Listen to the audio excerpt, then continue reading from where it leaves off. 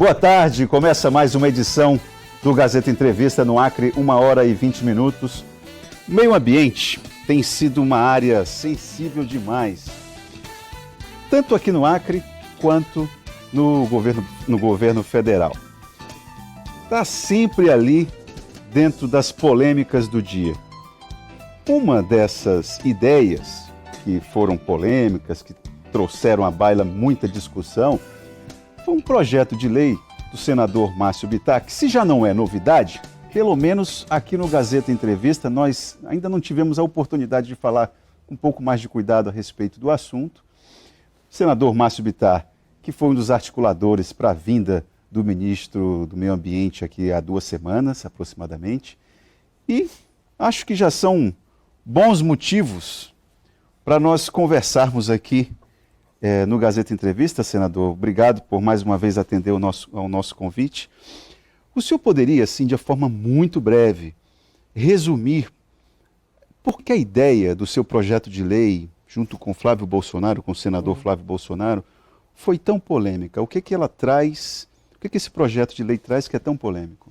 Bom, primeiro, o prazer é meu de estar aqui, muito obrigado pelo convite, é sempre uma satisfação imensa poder dialogar, prestar conta, ser questionado, afinal de contas, quem está na vida pública é para isso mesmo. Então, muito obrigado por mais essa oportunidade. Olha, o projeto é simples, eu sou defensor do direito à propriedade, claramente, para mim isso é um princípio. E eu entendo, e não é de agora, eu venho falando isso há 20 e tantos anos, que o direito à propriedade no Brasil, e particularmente na área rural, é uma mitologia, é um mito. Na verdade, o Estado, ele tomou, na prática, no caso da Amazônia, até 80% da propriedade do sujeito, seja pequena, média ou grande, não indenizou e, ainda pior, fez com que esse proprietário fosse o fiscal da sua área, mesmo aquela que ele não pode trabalhar. Ele gasta por isso. E então, o que o PL resolve? O PL propõe simplesmente a devolução da propriedade ao proprietário. É bom lembrar que essa peça a reserva legal, você, além das PPPs, que são as áreas de proteção permanente, beira de igarapé, encosta de morro, além disso, você ter a reserva legal, que no caso da Amazônia chega até 80% da propriedade privada, isso não existe em lugar nenhum do mundo. A Europa, por exemplo, ela tem 99,7% da sua vegetação nativa suprimida, quer dizer, não tem 0,5%, quanto mais reserva legal. Então, na propriedade privada do Brasil, você tem cerca de 20%, que somando tudo, dá cerca de 20% da área rural do Brasil, que você excluiu da produção. Então, o Brasil deixa, por exemplo, de produzir 3 vezes mais alimento. Nós temos insegurança alimentar na Amazônia, aqui na Amazônia. Tem que falar para o presidente Bolsonaro, que ele acha que não, né, não, mas senador? Tem. O apoio que eu empresto ao Bolsonaro não é incondicional, né? Eu não sei essa frase que sempre me chamou a atenção, de bancada de apoio. Eu acho que ela tomou uma conotação no Brasil nos últimos tempos com a qual não me enquadro. Eu vou com as pessoas que me convencem das ideias. Então, o programa econômico do governo é um programa que eu defendi até talvez há mais tempo do que o próprio Bolsonaro. Então, nós coincidimos muito na questão da segurança e tal, mas a insegurança alimentar no Brasil e particularmente aqui na Amazônia. Então é isso. O Brasil abre mão de 20% do seu território, na mão da propriedade privada, sem explicação. Por que os parlamentares, os senadores, não dialogaram, não tiveram esse entendimento, digamos, no volume que seria o adequado? Por que faltou convencimento? Olha, o projeto está lá, né? Agora, talvez a maior ditadura do pensamento único do mundo, nesse momento, seja essa questão ambiental. Uma ditadura do pensamento único. É muito raro você encontrar uma pessoa que queira conversar sobre o assunto verdadeiramente. Você levantar argumentos que deveriam, no mínimo, fazer com que a pessoa refletisse, é muito difícil. Virou quase que uma bíblia. Talvez você falar de alterar o Código Florestal causa mais espécie do que talvez falar de você fazer uma crítica à Bíblia. Virou uma religião. Então, por exemplo, em linhas gerais, ONGs e institutos entenderam o seguinte: o homem, a partir fundamentalmente da Revolução Industrial, passou a utilizar petróleo e gás, combustíveis fósseis, como nunca na humanidade. E segundo essa hipótese, isso faria com que o clima no planeta fosse alterado, etc. É uma hipótese que não foi comprovada. Agora, então, e as pessoas que estão nos assistindo, eu vou dizer como eu falo com a minha família, com a minha filha mais nova, por exemplo. Digo, olha, veja bem, quem é que patrocina um dos maiores fundos que interfere na Amazônia? A Noruega. Basicamente, em síntese, todas as ONGs, ou quase todas, financiadas pelo Fundo Amazônico, elas cumprem qual papel na Amazônia? De não mexer, de proibir desmatamento. De preservar. Preservar o quê?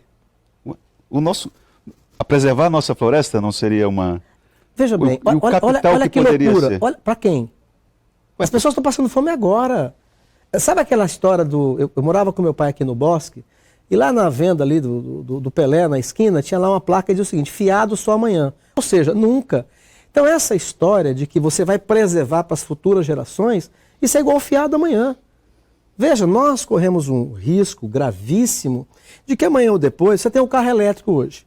Se o carro elétrico daqui a 50 anos tiver dominado o mercado, para que vai valer nós temos petróleo no Juruá? Para nada. Ele venceu, não presta mais. Então, o mundo inteiro, então vamos lá. Como eu falo com a minha filha Júlia. Filha, não é no mínimo de você refletir do que vive a Noruega. 51% do PIB da Noruega é de petróleo e gás. Aí você veja assim, a Europa, ela preserva o quê? Menos de 0,5%. E é rica. Você vê a Europa influenciando a China, por exemplo, não dá nem palpite. Você vê a Europa tentando influenciar a Rússia, não aceita. Você vê a Europa influenciando, por exemplo, o Oriente Médio, também não aceitam. Agora, além deles não aceitarem, tem mais uma razão. É que a Europa não produz a comida que come, não tem o gás que consome. Por exemplo, o gás que vai para a Europa vem da Rússia. Boa parte do petróleo da Europa, fora a Noruega, vem do Oriente Médio. Quer dizer, então eles não aceitam isso, agora nós aceitamos. Você entende esse processo como uma perda de soberania, é isso? Total. Para mim, eu tenho dito isso com muita clareza, para mim, do jeito que está hoje o Fundo Amazônico, ele é um atentado à soberania nacional. E vou dizer mais, piorando ainda, a Noruega não está fazendo favor nenhum para o Brasil. Tanto que uma empresa norueguesa, uma das maiores mineradoras do mundo, Hydros, ela teve de isenção fiscal dos últimos anos no Brasil 7 bilhões e meio. Quer dizer, ela gastou mesmo 1 bilhão e 100 com o Fundo Amazônico e recebeu uma isenção de 7 bilhões e meio. Um outro exemplo, Itan, eu quero apenas que as pessoas que não estão, vamos dizer assim, dogmatizadas nisso, parem para pensar. Por exemplo, eu dizia para minha filha, Júlia, filha, não pode fazer hidrelétrica na Amazônia. Qual é o grande argumento? Porque vai alagar tantos campos de futebol. Tá bom, ok, é por causa disso. Uma energia limpa, renovável e a mais barata do planeta. Pois bem, o que é que se coloca no lugar como ideia? Vamos fazer a energia solar ou energia eólica. Pois bem, o problema é que para você substituir o potencial de uma hidrelétrica por energia solar, por exemplo, você vai ocupar infinitas vezes mais terra do que a hidrelétrica. Então, você não bate, não cola. A Alemanha, por exemplo, que é uma propagandista disso, acaba de inaugurar nos últimos anos uma Itaipu e meia em termoelétrica. Então veja, eu acho que nós, brasileiros, que até agora, o que o Norte ganhou com isso até agora? Pobreza. Eu fui agora no Peru, eu terminei uma viagem que eu iniciei, até brincando, mas é verdade, eu iniciei há 35 anos. Estive no Peru há 35 anos e não visitei Machu Picchu. Fui até Cusco e, por razões, não fui a Machu Picchu. Então eu dizia que eu fui terminar uma viagem iniciada há 35 anos. Veja, eu entrei pela Amazônia peruana e voltei pela Amazônia peruana por estradas diferentes. Veja, o homem se preocupa com aquilo que ele não tem poder de mudar, porque eu estou te dizendo aqui com clareza, eu estou estudando muito sobre isso há anos. O homem não altera o clima global. Pois bem, ele não altera o clima global, então ele se preocupa com algo que ele não tem poder de mudar e não muda o que ele tem poder. Mas tem poder de intervir, não tem? Não, por exemplo, olha o raciocínio. Uma coisa é o clima global. O homem não tem poder de interferir no clima global.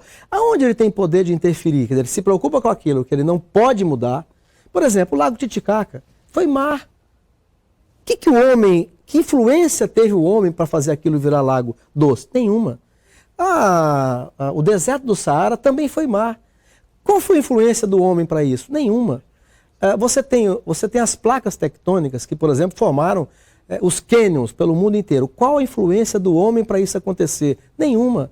As eras glaciais do planeta, qual a interferência humana? Nenhuma. Então o homem se preocupa, né, com aquilo que ele não tem poder de mudar e não muda o que ele pode. O que o homem pode mudar? O canal da maternidade, que joga que aí a gente esgoto. já dialoga com a agenda do ministro. Nós já temos só 2 minutos para encerrar a entrevista, senador.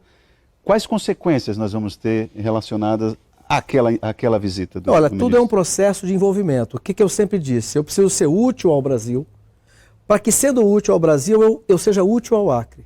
Então é um processo de envolvimento.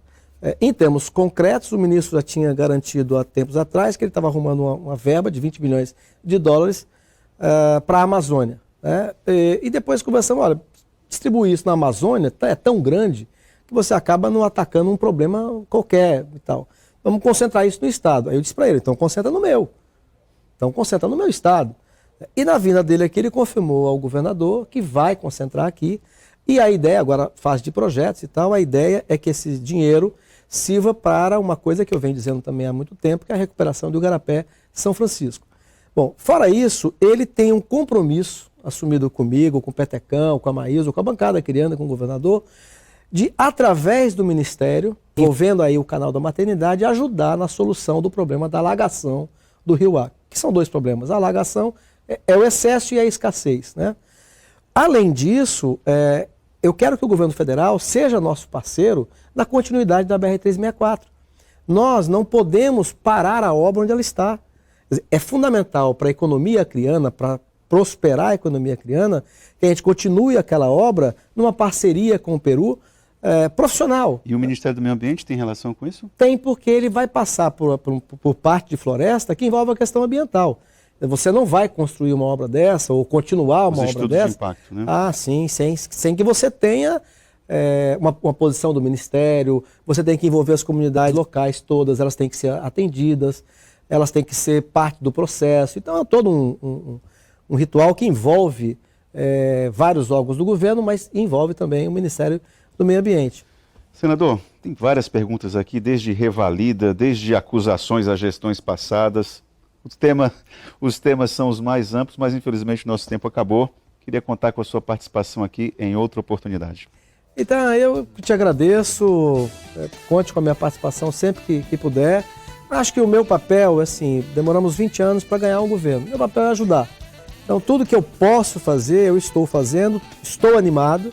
Acho que o Brasil terminará o ano recuperando a economia, isso é fundamental para o governo central e para o governo do Estado. Para terminar, eu quero dizer que agora a reforma no Senado, nós já combinamos, há praticamente um consenso, que nós vamos fazer uma emenda, vamos votar o projeto original da Câmara e faremos uma emenda permitindo aos estados e municípios que queiram aderir, que possam fazer com maioria simples. E o Acre vai aderir? Não, o Gladys vai. Vai? Vai. Se a gente fizer a lei, vai. Mas está tudo combinado para a gente fazer. Obrigado mais uma vez pela sua presença.